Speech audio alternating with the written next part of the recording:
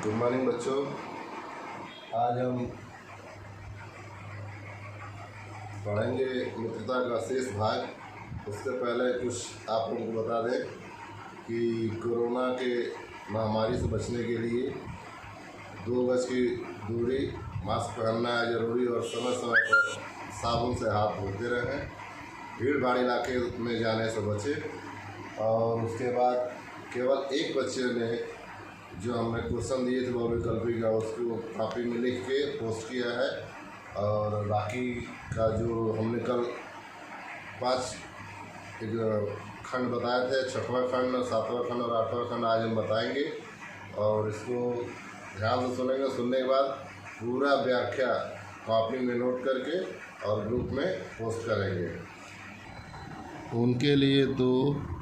उनके लिए न तो बड़े बड़े वीर अद्भुत कार्य कर गए हैं और न बड़े बड़े ग्रंथकार ऐसे विचार छोड़ गए हैं जिनसे मनुष्य जाति के हृदय में सात्विकता की उमंगें उठती हैं।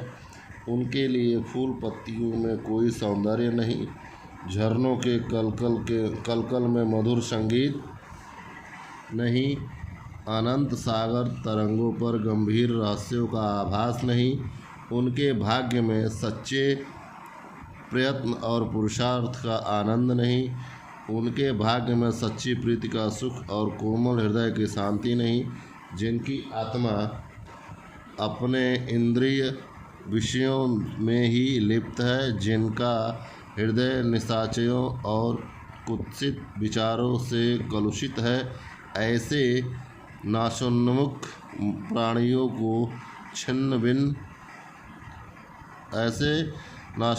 प्राणियों को दिन दिन अंधकार में पतित होते देख कौन ऐसा होगा जो तरस न खाएगा। उसे ऐसे प्राणियों का साथ न करना चाहिए।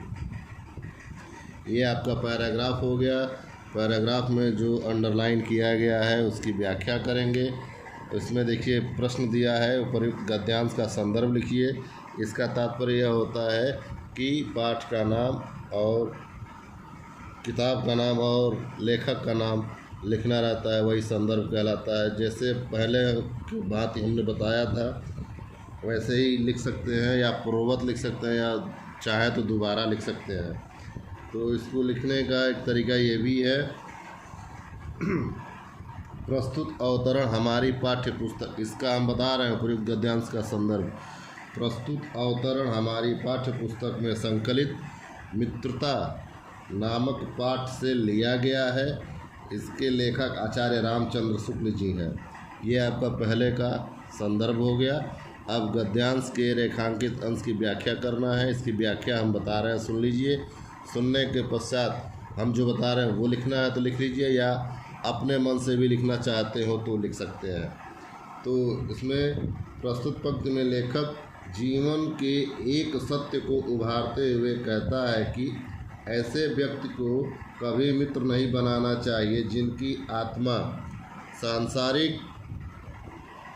शारीरिक विषय भोगों, बुरे विचारों में डूबा हुआ है, क्योंकि ऐसे लोगों की आत्मा अत्यंत नीच कर्मों और घृणित विचारों से कलुषित रहता है।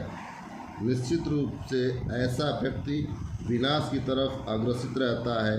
पतन के अंधकार में प्रतिदिन, पतन मतलब होता है नष्ट या समाप्ति के ओर बढ़ते हुए प्रतिदिन गिरते देखकर ऐसे व्यक्ति पर किसको तरस नहीं आएगा। यह सोचने का विषय है कि ऐसे पतित व्यक्ति के साथ, यानी ऐसे कुकर्मी या कुविचारों या कुसंस्कारों वाला व्यक्ति के साथ कौन रहना चाहेगा। निश्चित रूप से कोई नहीं। अब है हमें किस प्रकार के प्राणियों का साथ नहीं करना चाहिए। हमें इस प्रकार के प्राणियों का साथ नहीं रहना चाहिए जिनकी आत्मा सांसारिक भोगों, विकारों से कलुषित हो, जो अपने निंदनीय कार्यों और विचारों से पतन के गहरे अंधकार भरे गर्त में, यानी विनाश के गहरे अंधकार में ज़मीन के अंदर दिन दिन यानी दिनों दिन यानी कि पल पल गिरते रहते हों या गिरते जा रहे हों, ऐसे लोगों से दूर रहना ही उचित है। लेखक किस बात पर तरस खाने की बात कह रहा है? लेखक ऐसे लोगों पे तरस खाने की बात कर रहा है जिनका हृदय निशाचरों और कुत्सित विचारों से कलुषित है, यानी कि जिनका मन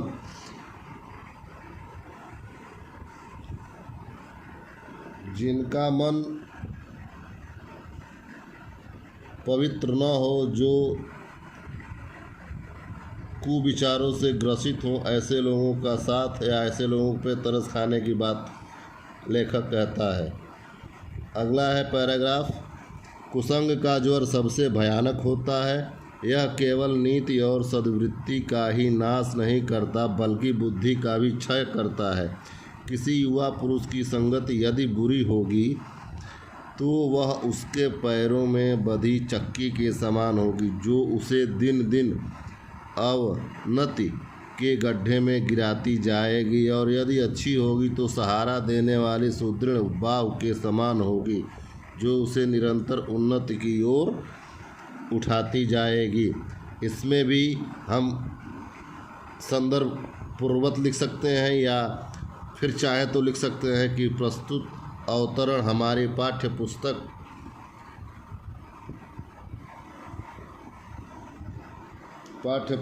में संकलित मित्रता नामक पाठ से लिया गया है या उद्धृत है। इसके लेखक आचार्य रामचंद्र शुक्ल हैं। चाहे तो लिख सकते हैं या पूर्ववत भी लिख सकते हैं। देखिए दूसरा है गद्यांश के रेखांकित अंश की व्याख्या करना है, यानी जो ये गद्यांश हमने पढ़ा है और जो रेखांकित किया गया है इसकी व्याख्या करना है। तो व्याख्या करते हैं। बुरी संगति का भयानक रोग सदृश होता है, यानी कि जो बुरे लोग होते हैं उनका संगत करना जो है बुरा होता है। यह अच्छे गुणों का विनाश करने के साथ बुद्धि को भी नष्ट कर देती है, और जो बुरे लोग होते हैं अच्छे गुण वालों के का संगत करते हैं तो उनकी भी बुद्धि क्या करते हैं, नष्ट कर देते हैं। यदि किसी युवक की संगति बुरी होगी तो वह पत्थर की चक्की की भांति उसके पैरों में बंध जाती है, वह गतिहीन हो जाता है, उसकी बुद्धि नष्ट हो जाती है, वह प्रतिदिन विनाश के गड्ढे में गिरता चला जाता है। किंतु यदि अच्छी संगति मिल जाए तो बुरी संगति में पड़ा व्यक्ति गर्त से निकलकर, अगर जो संगति अच्छी मिल जाती है तो जो बुरे लोग होते हैं उसको अच्छे लोगों के संगत मिलने से गर्त से ऊपर उठकर सारी बुराइयों से मुक्त होकर प्रगति के पथ पर चलने लगता है। ये आपका रेखांकित अंश की व्याख्या हो गई। अब जो है अगला प्रश्न है, कुसंग का क्या प्रभाव होता है? कुसंग पैरों में बंधी चक्की के समान किंतु अच्छी संगति सहारा देने वाली बाव के समान होती है। कुसंग का प्रभाव जो है पैरों में बंधी चक्की के समान, यानी पैरों में चक्की के समान जो चक्की होती है पैरों में बंध जाती है, जिससे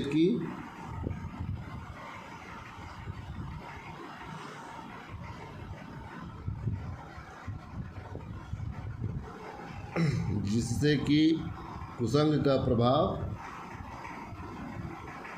या कुसंगति का प्रभाव विनाशकारी होता है।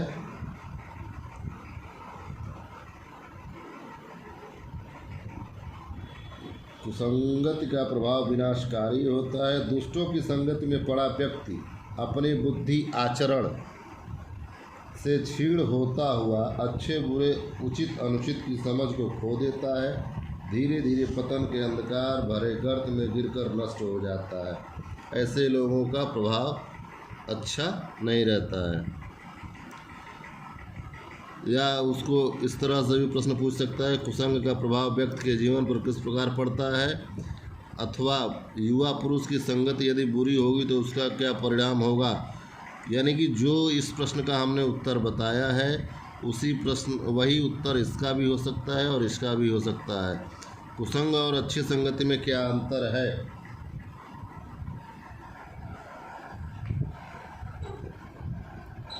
कुसंग और अच्छी संगति में यह अंतर है कि कुसंग पैरों में बंधी चक्की के समान, किंतु अच्छी संगत सहारा देने वाली बाह यानी हाथ के समान होता है। अगला पैराग्राफ है जो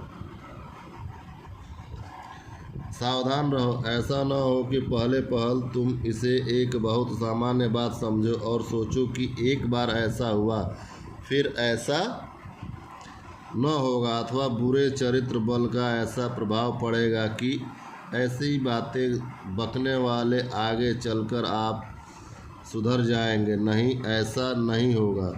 जब एक बार मनुष्य अपना पैर कीचड़ में डाल देता है तब फिर यह नहीं देखता कि वह कहाँ और कैसी जगह पैर रखता है। धीरे धीरे उन बुरी बातों में अभ्यस्त होते होते तुम्हारी घृणा कम हो जाएगी। पीछे तुम्हें उनसे चिढ़ना मालूम होगी, क्योंकि तुम यह सोचने लगोगे कि चिढ़ने की बात ही क्या है। तुम्हारा विवेक कुंठित हो जाएगा और तुम्हें भले बुरे की पहचान न रह जाएगी। अंत में होते होते तुम भी बुराई के भक्त बन जाओगे। अतः हृदय को उज्ज्वल और निष्कलंक रखने का सबसे अच्छा उपाय यही है कि बुरी संगत से छूत से बचो। इसमें भी पहला क्वेश्चन सेम है। उपर्युक्त गद्यांश का संदर्भ लिखिए। संदर्भ में वही होता है, पाठ का नाम, लेखक का नाम और किताब का नाम लिखा जाता है, वो संदर्भ होता है। तो संदर्भ चाहे तो हमने 5-6 संदर्भ बता दिया है, वो उसी को लिख सकते हैं या संदर्भ की जगह पर पूर्ववत लिख सकते हैं। व्याख्या बताते हैं। रेखांकित अंश की व्याख्या क्या है।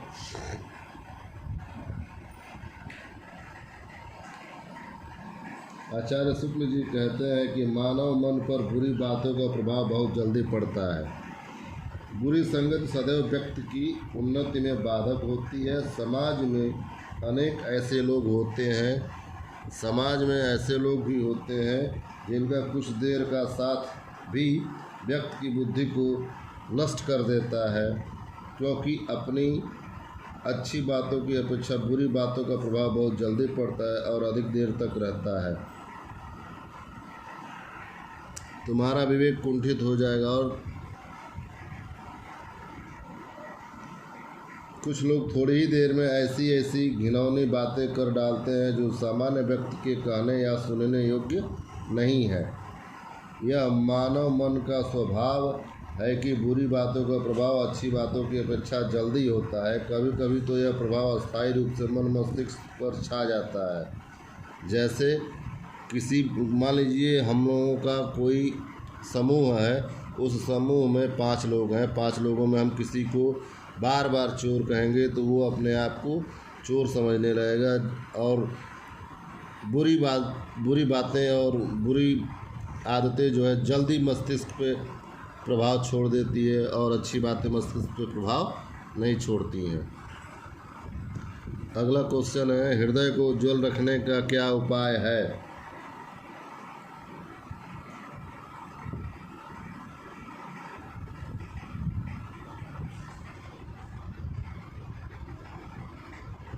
हृदय को उज्ज्वल रखने का उपाय यह है कि हमें बुरे लोगों का साथ नहीं करना चाहिए और अच्छे लोगों का साथ रखने से हमारा मन स्वच्छ और सुंदर रहेगा, ताकि हमारी जो सोच है वो अच्छी रहेगी।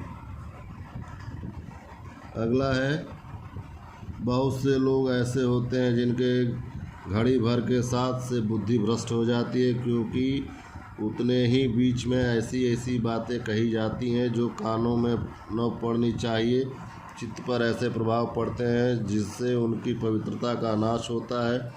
बुराई अटल भाव धारण करके बैठती है। बुरी बातें हमारी धारणा में बहुत दिनों तक टिकती हैं। इसमें भी हम जो है लिख सकते हैं, संदर्भ पूर्ववत भी लिख सकते हैं, या हमने जो बताया है कि प्रस्तुत गद्यांश हमारी पाठ्य पुस्तक में संकलित मित्रता नामक पाठ से लिया गया है या उद्धृत है। इनके लेखक रचयिता आचार्य रामचंद्र शुक्ल जी हैं। ये आपका संदर्भ हो गया। व्याख्या करेंगे हम, रेखांकित अंश की व्याख्या। बहुत से लोग ऐसे होते हैं जिनके घड़ी भर के साथ से बुद्धि भ्रष्ट हो जाती है। ऐसे लोग बहुत होते हैं जिनका पल भर के साथ भी बुद्धि को भ्रष्ट कर देता है, क्योंकि उतने ही बीच में ऐसी ऐसी बातें कही जाती हैं कि कानों में न पड़नी चाहिए। चित्त पर ऐसे प्रभाव पड़ते हैं जिससे उसकी पवित्रता का नाश होता है।